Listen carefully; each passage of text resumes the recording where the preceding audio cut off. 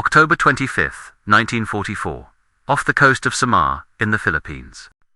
Commander Ernest E. Evans stood on the bridge of the USS Johnston, a destroyer displacing 2,100 tons.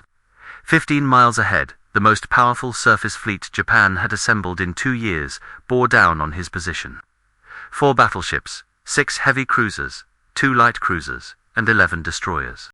The battleship Yamato alone displaced 72,000 tons and carried 18-inch guns that could fire a shell weighing 3,200 pounds over 25 miles. Evans commanded a ship with 5-inch guns that could reach 10 miles. The math was simple. The Johnston should run. Every tactical doctrine said run. Evans ordered his ship to attack. Alone, what happened in the next 2 hours saved 6 escort carriers, thousands of American lives, and changed naval warfare doctrine forever. The Battle of Leyte Gulf was the largest naval battle in history. Over 200,000 personnel participated across 4 separate engagements, spanning 3 days and 129,000 square miles of ocean. The American 3rd and 7th Fleets had split their forces to cover multiple invasion beaches across the Philippine Islands, and Japanese Admiral Kurita had found the gap. Kurita's center force, the core striking power of the Imperial Japanese Navy, had navigated through the San Bernardino Strait during the night of October 24th. American commanders believed this force had been turned back by air attacks the previous day. They were wrong. At 6:16 a.m. on October 25th, lookouts on the escort carrier Fanshawe Bay spotted pagoda masts on the horizon. Center force had emerged from the strait and was charging directly at Taffy 3. A group of 6 escort carriers, protected by 3 destroyers and 4 destroyer escorts. Escort carriers were not fleet carriers. They were converted merchant hulls designed to provide air support for amphibious operations. They displaced 10,000 tons, had thin armor, and could make 17 knots maximum speed. The Japanese battleships could make 27 knots. The carriers had 1 5-inch gun for self-defense. The Japanese battleships had 9 18-inch guns, 12 6-inch guns, and 12 5-inch guns per ship. Commander Evans was on the bridge of the Johnston, which was part of the screen protecting these carriers. At 6:45 a.m., he received the transmission from Taffy 3's commander, Rear Admiral Clifton Sprague. Small boys attack. The small boys, destroyers, and destroyer escorts were being ordered to charge a battleship fleet to buy time for the carriers to escape. Ernest E. Evans was 42 years old. Born in Pawnee, Oklahoma, he was 1/4 Cherokee. He had graduated from the Naval Academy in 1926 and spent 18 years working through the ranks. In October 1943, he took command of the newly commissioned USS Johnston. At the commissioning ceremony, he told his crew, "This is going to be a fighting ship. I intend to go in harm's way, and anyone who doesn't want to go along had better get off right now." Nobody left. The Johnston was a Fletcher-class destroyer, 376 feet long, capable of 38 knots maximum speed. She carried 5 5-inch guns in single mounts, 10 21-inch torpedo tubes in 2 quintuple mounts, and a crew of 327 men. Her armor consisted of thin splinter shields around the gun mounts and the bridge. A direct hit from a battleship shell would go through the Johnston like she was made of paper. Evans had been awake for 31 hours when the Japanese fleet appeared. The Johnston had been conducting anti-submarine patrols throughout the night. The crew was at routine watch stations when general quarters sounded at 6:50 a.m. Within 3 minutes, every battle station was manned. The engine room pushed the boilers to maximum capacity. The 5-inch guns loaded armor-piercing shells. Fire control, calculated range, and bearing to the closest target, the heavy cruiser Kumano, 12 miles away. Evans did not wait for the other destroyers to form up. At 6:55 a.m., without orders, he turned the Johnston toward the Japanese fleet and ordered flank speed. The ship accelerated to 35 knots, generating a wake that stretched a mile behind her. A destroyer, charging a battleship fleet, alone. The Johnston's fire control director locked onto the Kumano range. 11 miles, and closing. The 5-inch guns opened fire at 7:01 a.m. Armor-piercing shells arced across the water at 2,600 feet per second. The shells couldn't penetrate the Kumano's belt armor, but they could damage superstructure, disable gun directors, and kill exposed crew. The Japanese fleet responded. The Kumano's 8-inch guns fired. The battleship Congo, 3 miles behind the Kumano, fired her 14-inch guns. Shells began landing in the water around the Johnston. Japanese fire control was excellent. The first salvos landed 200 yards short. The second salvos landed 100 yards short. The third salvos were on target. A 14-inch shell landed 20 feet off the Johnston's port bow. The explosion lifted the bow 3 feet out of the water and buckled steel plating. Shrapnel tore through the forward deck.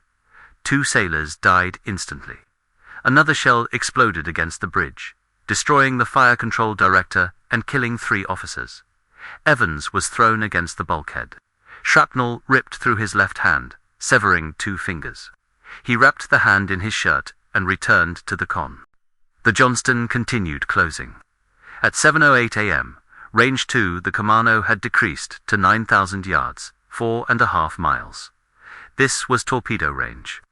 Evans ordered a course change to put the Johnston perpendicular to the Japanese formation. At 7:10 a.m., with Japanese shells falling every 30 seconds, the Johnston fired all 10 torpedoes from her starboard tubes.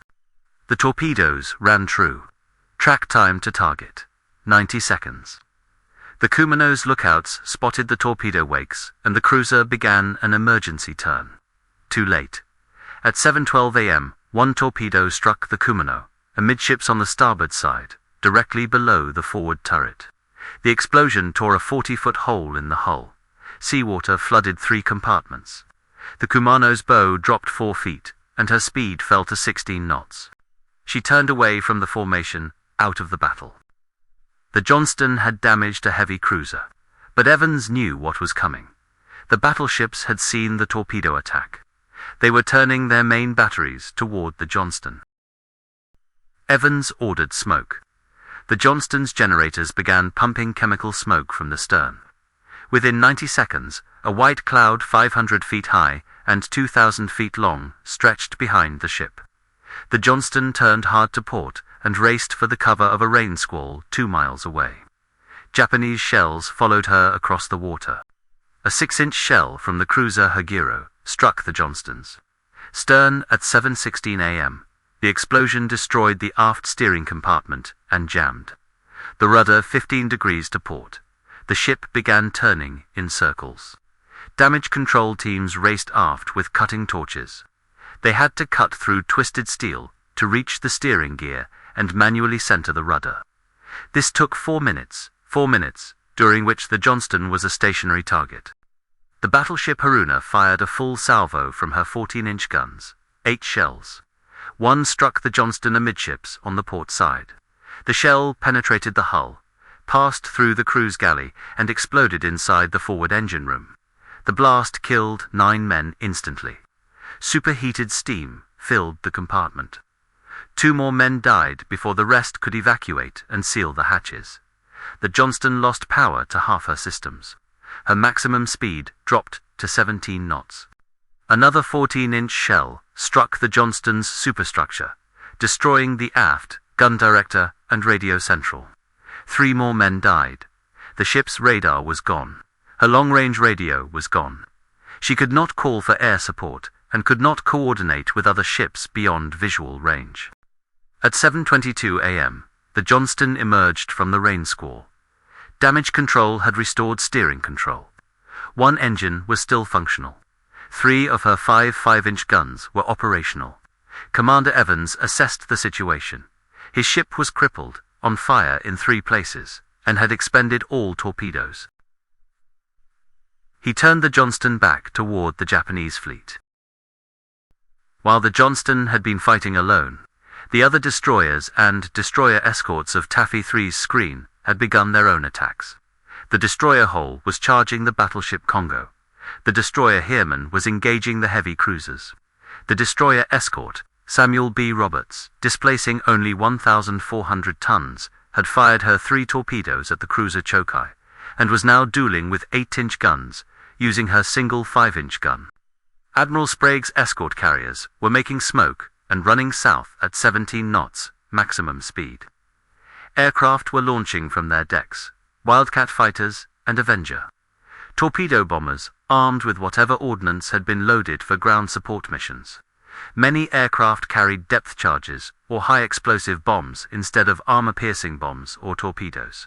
They made attack runs anyway, dropping depth charges on battleship decks and strafing superstructures with 50-caliber machine guns. Some pilots made dry runs, no ordnance, just diving at cruisers to force them to maneuver and disrupt their fire control. The Johnston, despite her damage, still had 3 working 5-inch guns. Evans brought his ship alongside the Heermann, and both destroyers engaged a column of 4 heavy cruisers that was attempting to flank the carriers from the east. The Johnston's guns fired at maximum rate, 8 rounds per minute, per gun. Armor-piercing shells couldn't penetrate cruiser belt armor, but they could hit superstructure, disable rangefinders, and destroy exposed equipment. At 7:41 a.m., the Johnston's guns targeted the heavy cruiser Chokai, which had been damaged by torpedoes from the Samuel B. Roberts. The Chokai was attempting to withdraw from the formation. The Johnston's shells struck the cruiser's bridge, destroying her fire control director and wounding her captain. The Chokai's steering failed, and she began turning in circles, out of control. She would sink that afternoon from accumulated damage. The Japanese fleet was in disarray. The Kumano had withdrawn with torpedo damage. The Chokai was circling helplessly. The battleship Congo had turned away from destroyer torpedo attacks 3 times. The heavy cruiser Suzia had been hit by bombs from carrier aircraft and was on fire. The formation had lost cohesion. Individual ships were maneuvering independently instead of maintaining coordinated fire. But the American destroyers were dying. At 7:55 a.m., the destroyer hold took over 40 hits from 8-inch and 14-inch shells. Her entire superstructure was destroyed. She capsized and sank at 8:30 a.m.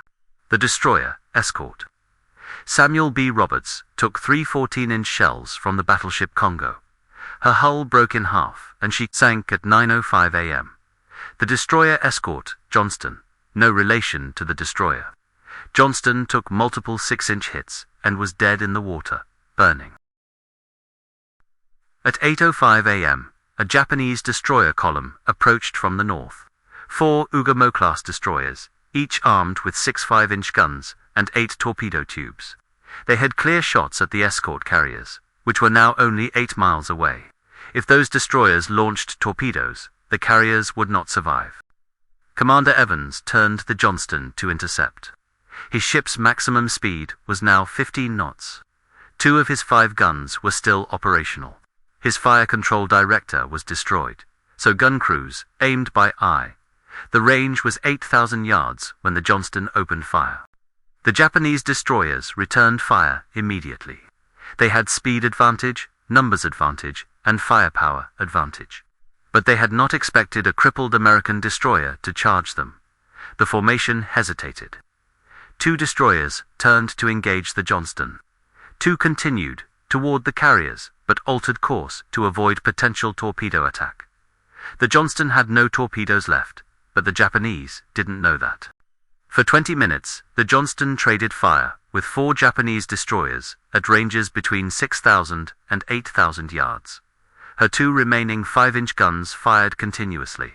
Shell casings piled up around the gun mounts. Gun crews worked in temperatures exceeding 120 degrees. Loading, firing, loading again. The barrels glowed red hot. At 8:23 a.m., a 5-inch shell struck the Johnston's bridge. The explosion killed the helmsman and destroyed the ship's gyrocompass. Commander Evans ordered steering control transferred to the aft emergency station. He remained on what was left of the bridge, directing fire. At 8:28 a.m., multiple shells struck the Johnston's forward section. 1 penetrated the hull below the waterline. Flooding began in 3 compartments. The bow began settling. Evans ordered all non-essential personnel topside. The Japanese destroyer column had stopped advancing toward the carriers. The Johnston had delayed them long enough. At 8:30 a.m., Admiral Kurita, commanding center force from the battleship Yamato, ordered a general withdrawal. His forces had sunk 1 escort carrier, 2 destroyers, and 1 destroyer escort. He believed he was facing fleet carriers and heavy cruisers based on the ferocity of the resistance. He did not know he had been fighting escort carriers and destroyers. He withdrew from the battle area at 8:32 a.m. The Johnston was sinking. The forward deck was awash. The ship had a 15-degree list to port. At 8:45 a.m., Commander Evans gave the order to abandon ship. Crew members jumped into the water or climbed onto life rafts. The ship's pharmacist's mate moved through the wounded, distributing life jackets. Evans remained on the bridge with Lieutenant Commander Robert Hagen, the executive officer. At 9:05 a.m., Hagen told Evans they needed to leave. Evans looked at the Japanese fleet, now 10 miles away and withdrawing. He said, "They're running. Look at them run." Then he gave the order to abandon the bridge. Evans and Hagen were the last men to leave the Johnston. They jumped into the water at 9:08 a.m. The ship rolled onto her port side at 9:10 a.m. The stern rose 40 feet out of the water. Men in the water could see the propellers still turning slowly. At 9:14 a.m., the USS Johnston slipped beneath the surface. She had been in combat for 2 hours and 19 minutes. 186 men from the Johnston's crew of 327 survived to reach the water. They spent 2 days floating in the Philippine Sea before being rescued by landing craft from Leyte Gulf. Many died of wounds during those 2 days. Commander Ernest E. Evans was not among the survivors. He was last seen in the water, helping wounded crew members onto rafts. He died sometime during the night of October 25th or the morning of October 26th. His body was never recovered. The Battle of Samar lasted 2 hours and 45 minutes. When Admiral Kurita withdrew center force, he left behind 1 heavy cruiser sunk, 2 heavy cruisers heavily damaged and out of the war, and 1 battleship damaged. The Americans lost 2 escort carriers, the Gambier Bay, sunk by gunfire, and the St. Lo, sunk by kamikaze attack, along with 2 destroyers, 1 destroyer escort, and 116 aircraft. But 6 escort carriers survived. The carriers Fanshawe Bay, White Plains, Colleen Bay, Kitcon Bay, and Gambier Bay escaped the battle area. Thousands of sailors and aviators who would have died if center force had pressed its attack lived. The amphibious landings at Leyte continued without interruption. American forces secured the Philippines over the next 4 months. Admiral Kurita's decision to withdraw has been debated by naval historians for 80 years. Japanese records captured after the war show that Kurita believed he was facing fleet carriers, 30,000-ton ships capable of launching 90 aircraft T, and heavy cruisers displacing 13,000 tons. The ferocity of the destroyer attacks convinced him he was outnumbered. American pilots making repeated attack runs in aircraft that should have withdrawn after 1 pass reinforced this belief. The damage to his cruiser force from torpedo attacks disrupted his formation and degraded his fire control. Center force had the firepower to destroy Taffy 3 completely. 4 battleships firing 18-inch and 14-inch shells could have sunk every escort carrier within 30 minutes. But the destroyers and destroyer escorts bought enough time for the carriers to make smoke, disperse, and launch aircraft. The Japanese fleet never achieved coordinated fire against any single carrier. Every time a Japanese battleship or cruiser got into position for a killing salvo, a destroyer would charge and force it to maneuver. Understanding why the Johnston's charge was effective requires understanding the technical capabilities of World War II. Naval vessels. The battleship Yamato displaced 72,800 tons, fully loaded. Her main battery consisted of 9 18-inch guns in 3 triple turrets. Each gun fired a 3,200-pound armor-piercing shell with a muzzle velocity of 2,559 feet per second. Maximum range was 45,960 yards, 26 miles. The shells could penetrate 16 inches of steel armor at 22,000 yards. The Yamato's belt armor was 16 inches thick. Her deck armor was 9 inches thick. Her turret faces had 25 inches of armor. She was designed to survive direct hits from 16-inch guns, the largest guns in the American fleet. The USS Johnston displaced 2,924 tons, fully loaded. Her main battery consisted of 5 5-inch guns. Each gun fired a 55-pound armor-piercing shell with a muzzle velocity of 2,600 feet per second. Maximum range was 18,200 yards, 10 miles. The shells could penetrate 3 inches of armor at maximum range. The Johnston's armor consisted of half-inch steel, plating around gun mounts and the bridge, enough to stop shell fragments. Useless against direct hits. The Johnston could not damage the Yamato with gunfire. Her 5-inch shells would bounce off the battleship's belt armor or shatter against the turret faces. The Yamato could destroy the Johnston with a single salvo, 9 18-inch shells arriving within seconds of each other. Even near misses would be devastating. An 18-inch shell exploding in the water 20 feet from the Johnston would generate an underwater pressure wave capable of rupturing hull plates. But naval combat is not a simple equation of firepower and armor. The Johnston had advantages the Yamato could not counter. Speed and maneuverability. The Johnston could accelerate from 0 to 35 knots in 6 minutes. She could reverse engines and stop within 2 ship lengths. She could execute a 180-degree turn in 90 seconds. The Yamato required 4 minutes to reach 27 knots maximum speed. She needed 3,000 yards to complete a turn. A destroyer could enter weapons range, fire, and withdraw before a battleship could bring all guns to bear. Torpedoes. The Johnston's 10 21-inch torpedoes carried 825 pounds of Torpex high explosive. A single torpedo hit could penetrate any battleship's belt armor and flood multiple compartments. Battleships had extensive anti-torpedo protection, internal bulkheads, void spaces, fuel bunkers, designed to absorb explosions, but a hit below the waterline would cause damage that required dry dock repairs. More importantly, the threat of torpedo attack forced battleships to maneuver defensively, breaking formation and disrupting fire control. Smoke. Chemical smoke generators could produce clouds 500 feet high that lasted 15 to 20 minutes in calm conditions. Optical fire control, the primary method in 1944, required line of sight to the target.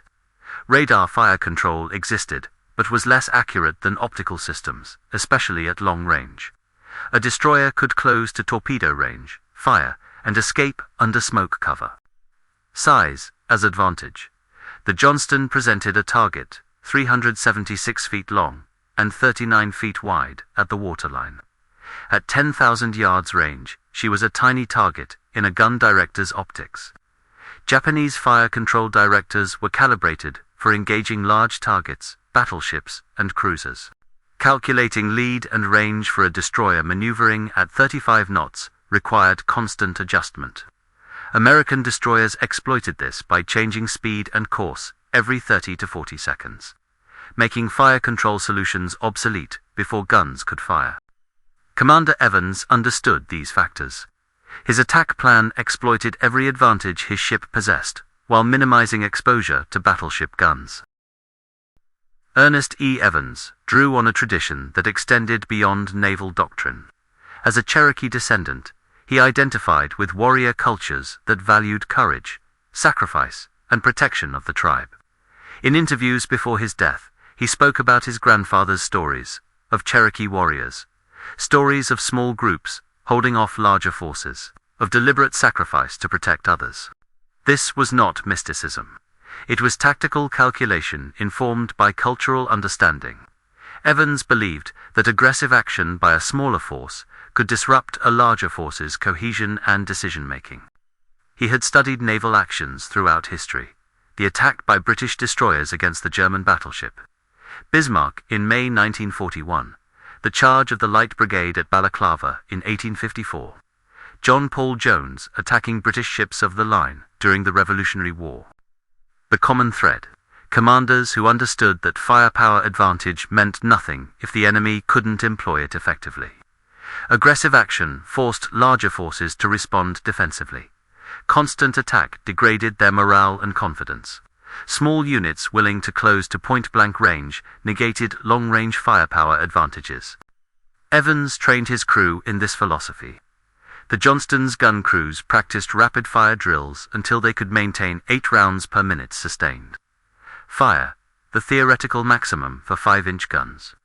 Damage control teams practiced fighting fires, while the ship maneuvered at flank speed. The engine room crew learned to push the boilers beyond rated capacity, accepting increased risk of mechanical failure in exchange for speed. When Admiral Sprague ordered small boys attack, every officer and sailor on the Johnston understood what Evans would do.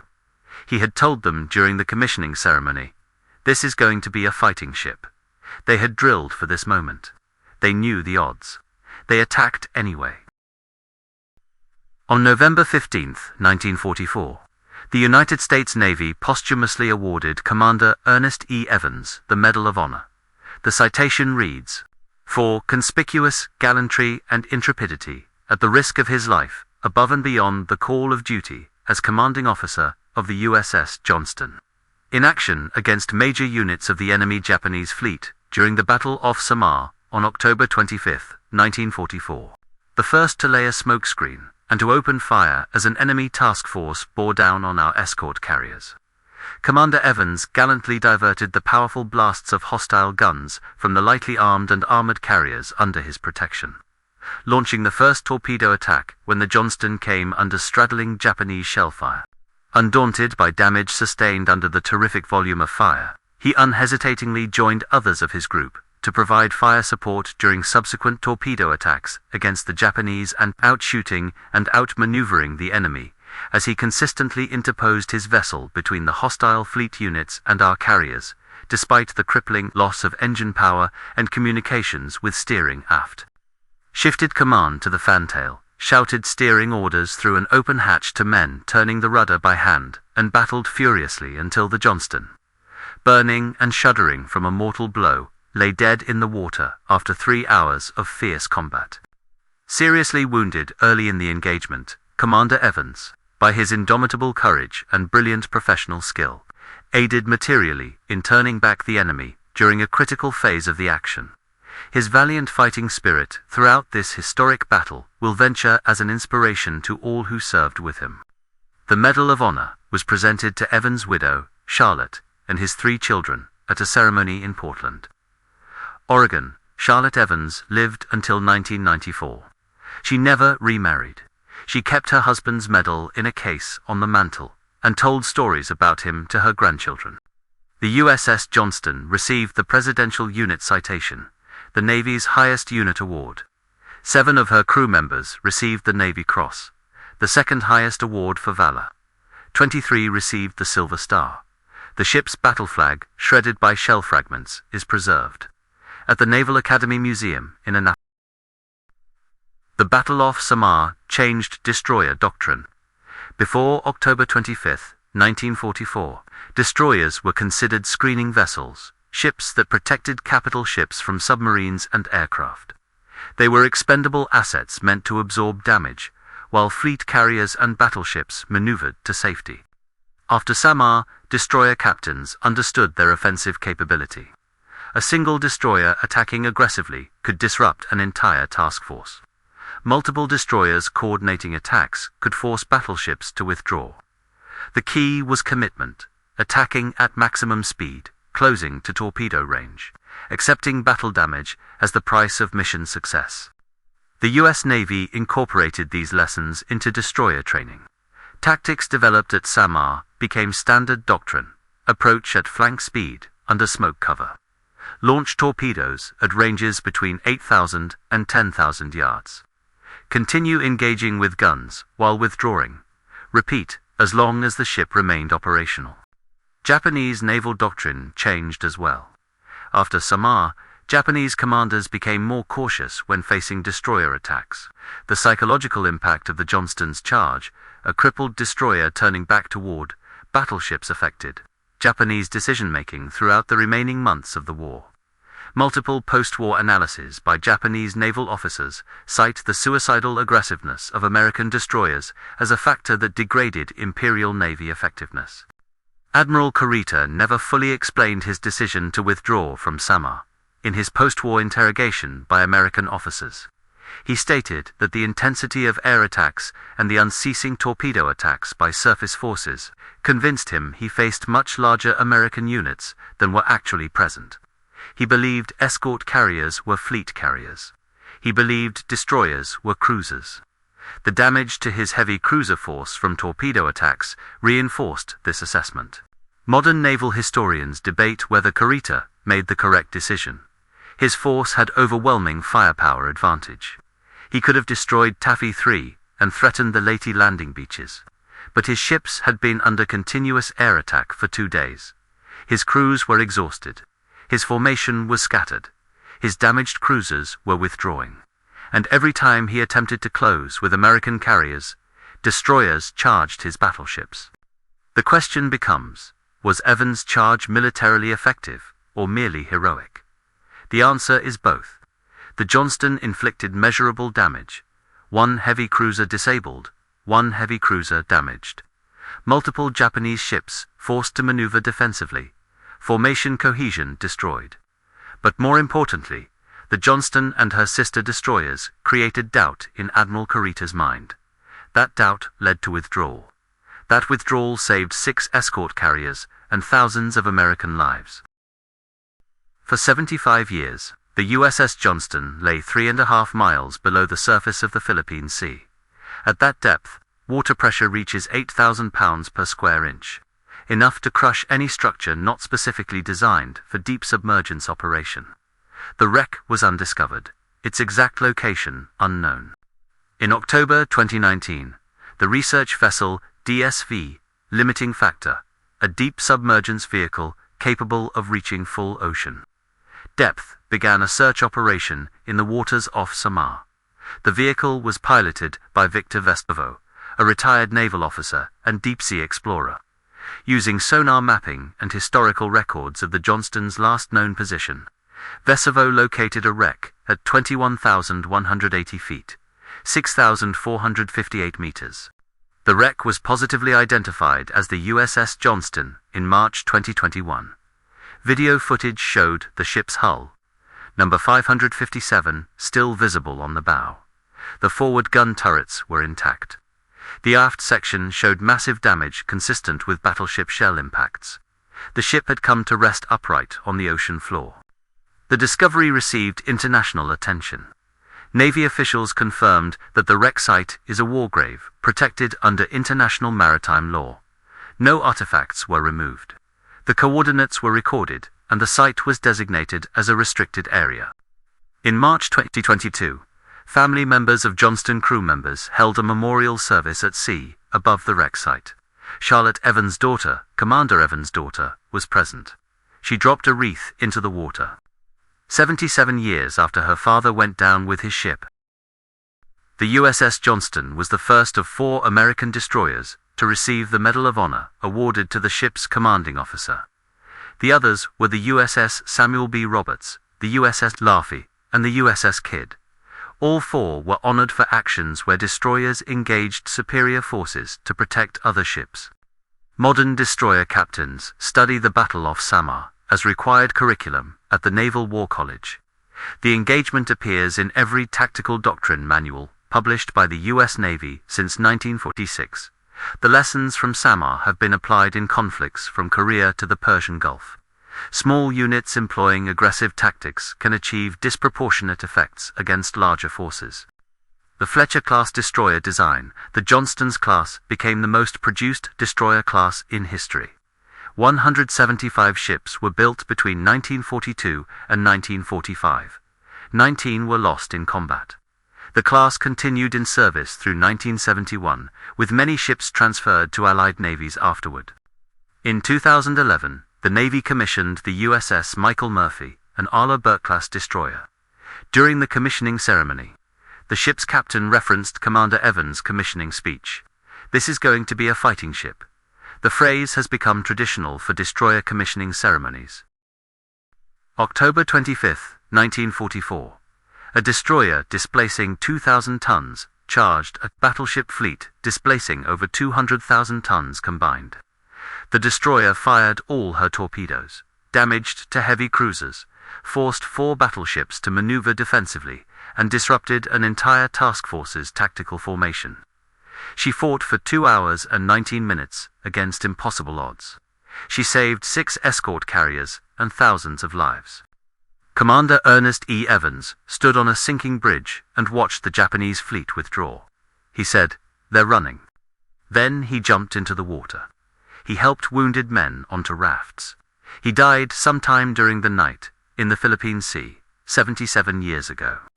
The USS Johnston rests 6,458 meters below the surface. The ship will never be raised. She is a war grave, the resting place of 141 sailors who followed their commander into impossible combat. His crew called him captain. They followed him into hell, and they saved the fleet.